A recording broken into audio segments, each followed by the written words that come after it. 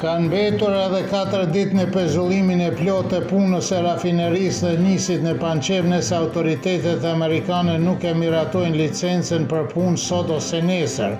Paralajmëroi presidenti i Serbisë Aleksandar Vučić, ai njoftoi se i ka paraqitur një kërkesë zyrës së kontrollit të aseteve të huaja të Shteteve të Bashkuara të Amerikës për t'i dhënë një licencë operimi për 50 ditë për t'u dhënë kohë pronarëve rusë të arrijnë një marrëveshje me një pronar të ri.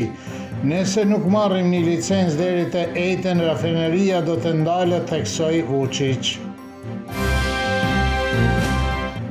Ambasadori i Bashkimit Evropian në Kosovë, Ivo Orav, deklaroi se Kosova ka nevojë urgjente për një qeveri të qëndrueshme dhe theksoi rëndësinë e dialogut midis Beogradit dhe Prishtinës, i cili ndërmjetësohet nga Bashkimi Evropian. Duke folur në samitin e Kosovës për paqë dhe demokraci, Orav tha se dizorformimi, polarizimi dhe sulmet ndaj normave demokratike kërcënojnë themelet e besimit dhe se Kosova renditet në vendin e 40 nga 41 vendet të indeksit evropian të njohura mediatike.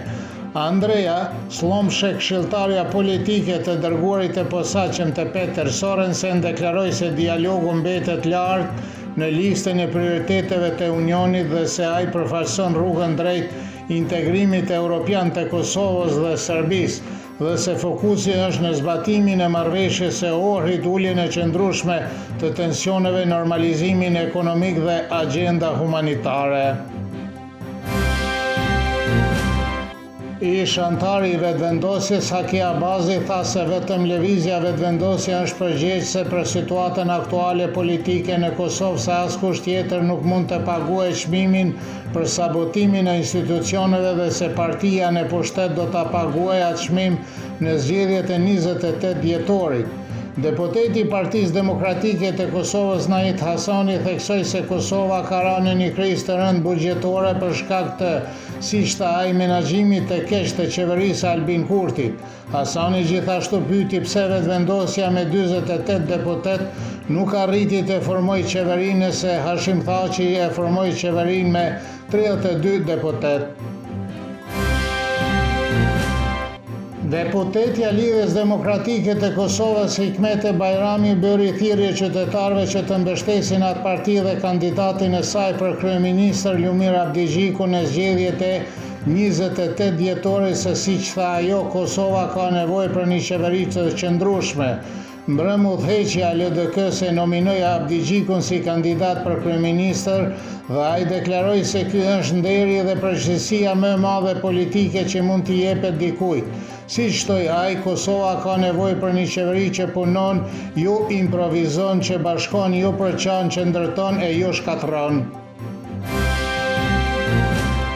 Prishtina është ende pa transport publik pasi kompanitë e transportit urban dhe privat kanë ndërprer punën për shkak të pagave të papaguara dhe buxhet të shumta. Kryetari i Komunës së Prishtinës Përparim Rama u kërkoi falje qytetarëve për situatën aktuale me transportin publik dhe theksoi se dje gjatë protestës ai kërkoi një takim me kryeministrin e mandatin teknik Albin Kurti dhe ministrin e financave në mandatin teknik Hekuran Murati, por kërkesa e tij u refuzua.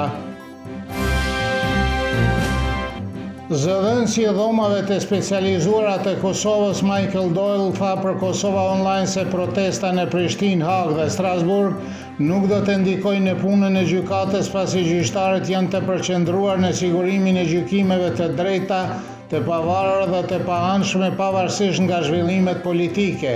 Kur u pyet nëse vendimi për të shtyrë të gjitha seancët dëgjimore deri në fund të vitit ndikon në kozgjatjen e gjykimit në çështje kundër Thaçit dhe të tjerëve,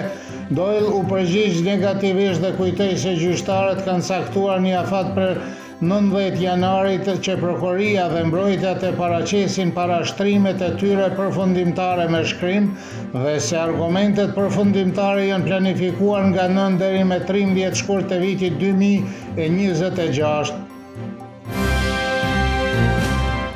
Drejtori ekzekutiv i Telekom Serbia Vladimir Lučić theksoi se ai diskutoi përsëri operacionet e kompanisë në Kosovë me përfaqësuesit e administratës amerikane. Luqić tha për TV-përva se ai gjithmonë do të bisedoj për Kosovën në Amerikë derisa Telekomi të di se kompania e tij operon në Kosovë në të njëjtat kushte si të tjerët derisa punëtorët e jenë të sigurt dhe derisa t'i jepet mundësia për të marrë një licencë të tretë në mënyrë që kompania të mund të punojë në të gjithë territorin e Kosovës. Moti nesër do të jetë me vranësira dhe dukshëm më i freskët me reshje shiu, ndërsa në pjesën e dytë të ditës pritet reshje bore dhe shiu në male.